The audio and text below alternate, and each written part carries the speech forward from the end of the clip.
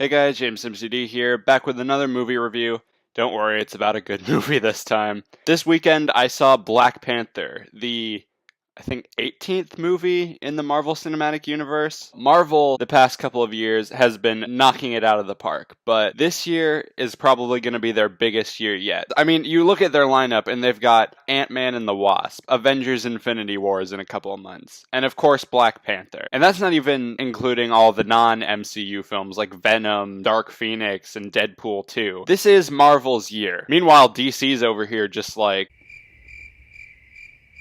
but I think out of all of the movies that are coming out this year, aside from Avengers Infinity War, because, well,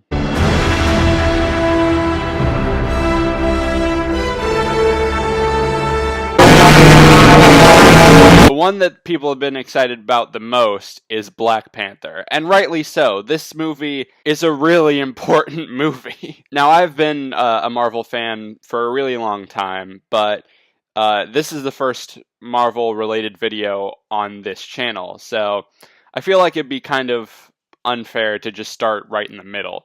So before I go into talking about Black Panther, I'm just going to take a few minutes and give like my quick thoughts on all the other Marvel movies that I've seen. So that shouldn't be too hard, should it? All right. Here we go. Iron Man, a great movie with a great performance from RDJ and a great start to the Marvel Cinematic Universe. Iron Man 2, not as bad as people say it is, but still not as good as the first one. Captain America, the First Avenger, a flawed but fun introduction to the Star-Spangled Man with a Plan. The Avengers, fun. Captain America, the Winter Soldier, improves on every aspect of the first, though I wish the villain had more development. Guardians of the Galaxy, just as, if not more fun than the first Avengers. Avengers 2, Age of Ultron, loved it when it first came out, but not as good as I remember it. Ant-Man, surprisingly funny with some pretty cool effects, and it incorporates Thomas the Tank Engine into the Marvel Universe. What's not to love? Captain America Civil War, fan-fucking-tastic! Doctor Strange, wish I caught this one on the big screen because the visuals look really cool and Benedict Cumberbatch gives a really good performance. Guardians of the Galaxy Volume 2 has its problems, but just as good as the first one. Spider-Man Homecoming, Spider-Man is back where he belongs and he is fucking awesome. Thor Ragnarok, the only Thor movie that I've seen all the way through, and that is not a bad thing at all. Whew. Now that all that's out of the way, should probably talk about Black Panther. So Black Panther takes place like a week or so after Captain America Civil War. King T'Chaka has died and Prince T'Challa, played by Chadwick Boseman, is about to inherit the throne and the position of Black Panther. But being a king isn't as easy as he would have thought. One, he has to deal with issues being brought up about Wakanda not sharing their resources with the rest of the world and being hidden for so long. He has to stop the evil Ulysses Claw, played by Andy Serkis, from stealing a load of vibranium. And he also has to battle an enemy from the past, Eric Killmonger, played by Michael B. Jordan, from taking over the throne and destroying all of Wakanda. Okay, so the first thing I have to give this movie is that it looks gorgeous. The past few Marvel movies have done a really good job creating new worlds. Guardians of the Galaxy, Thor Ragnarok. This one is no exception. Like, this world, it's obviously fake, and there are a few CG problems that I'll get into later, but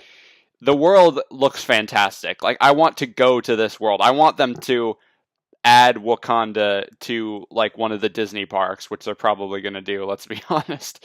But the world looks fantastic. Like, all of the technology and the scenery and everything just looks awesome. That's not to say that the visuals aren't without their problems. Like, 60% of the time, the visuals look really good, but there is a good, like, 30% ish that look, it's very obviously CG, and it doesn't really look unfinished. I mean, we know why they're saving money on their effects, because Avengers Infinity War is 4 fucking months away.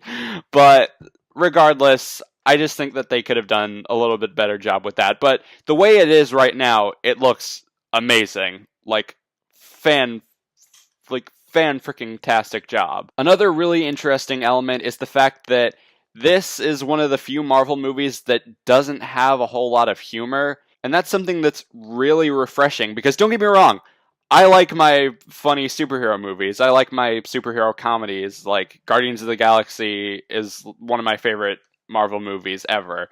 But it's been like, after Civil War, they just think that they need to throw in a joke every 5 seconds. This is the problem that I had with Thor Ragnarok, where all of the serious moments would be undercut by a joke or a punchline.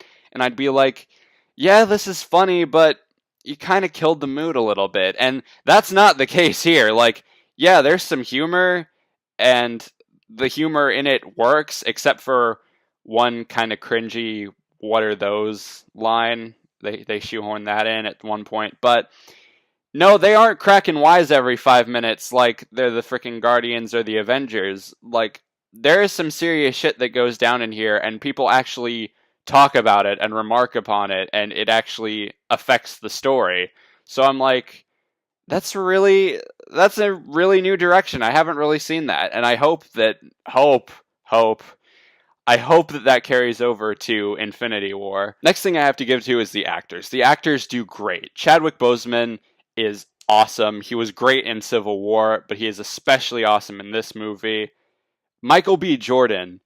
This is the character that most people reviewing this have and are going to talk about. This is one of the best Marvel villains that we've had in a while. Like okay, like so far the top three, it's generally conceived that like the top three Marvel villains are Loki, Vulture from Spider-Man Homecoming, and Killmonger. And rightly so. Killmonger is a really, really interesting character. I'm not going to get into why, because spoilers, but just fantastic job to Michael B. Jordan. And it's great that Michael B. Jordan is in this, because he deserves to be in a good Marvel movie. I know I'm not the first person to make that joke, but still, this guy needed this movie, and he did a phenomenal job. So well done, Michael B. Jordan. Well done, Chadwick Boseman. The rest of the cast does a really great job too. Lupita Nyong'o, Danae Gurria, Forrest Whitaker, all those guys. Martin Freeman, Letitia Wright, I think is how you... I'm sorry if I'm butchering all of these names, guys, but they did a really good job, especially Letitia Wright as Shuri. Her and Boseman have really great like sibling chemistry. Like, they don't feel fake. They feel like genuine siblings. And Andy Serkis as Claw was hilarious. Like, most of the laughs that I got from this movie came from him, because he is just going batshit crazy, and he is just loving every scene that he is in. So, Andy Serkis, you are amazing in this movie. Another thing I have to give credit to is the music. The music was actually really good in this. It was done by, I think, like Kendrick Lamar or something. Hold on, let me see.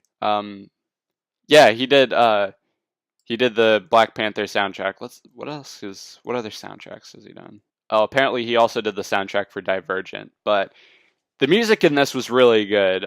It fit the film really perfectly. It had a great beat to it, and I just really like the music. Now, is this movie perfect? No, there are a couple of problems. For one, is some of the effects look really CG, as I talked about earlier. The other problem is that it has some real pacing issues. Like, it starts off kind of slow, and then it really gets going in the second act, and then it kind of slows down for the rest of it. I don't know. But regardless, I still really like Black Panther. It is I wouldn't say it's my favorite Marvel movie, but it's definitely in the top 5, if not top 3. It is such a good movie. It's a really nice change of pace for the MCU. It's a nice lead-in to Infinity War, even though, like, if you look at this movie on its own, you probably wouldn't even know that it's an MCU movie, which is what I think is what I love about this the most, is that it doesn't rely on all of the Marvel tie-ins that some of the other ones kind of do. So, but I love it. I love the cast. I love the music. I love the action. I love the visuals for the most part. The comedy, when it's there, really works. And I just really love this movie. I'm giving Black Panther 4 out of 5 stars. Guys, go see this movie. It's such a good one. You really are going to enjoy it. Whether you're a Marvel fan, you're a superhero fan, you're just a fan of movies in general, Whether you don't like superheroes, whether you do like whatever, I'd even argue there are some DC fans that'll get some enjoyment out of this, and they don't like anything. I'm sorry. But yeah, so go check this movie out. It's really awesome. I really enjoyed it. And that's about it. So thank you guys so much for watching. If you want to see more of me, go over to Abbey Klosterman's YouTube channel. I did a video with her, and she will be joining me on here next week. If you want to follow what I'm doing, what movies I'm seeing, you can follow me on Instagram and Twitter. Links to both of those will be down there. Be sure to leave this video a like if you enjoyed it, a dislike if you did not enjoy it for whatever reason.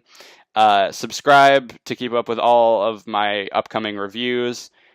Check out my animation channel, JamesMCD Productions. Link to that will also be in the description. Ring the notification bell so you can get notified and all that good stuff. And that about does it. So thank you guys for watching. I'll see you soon.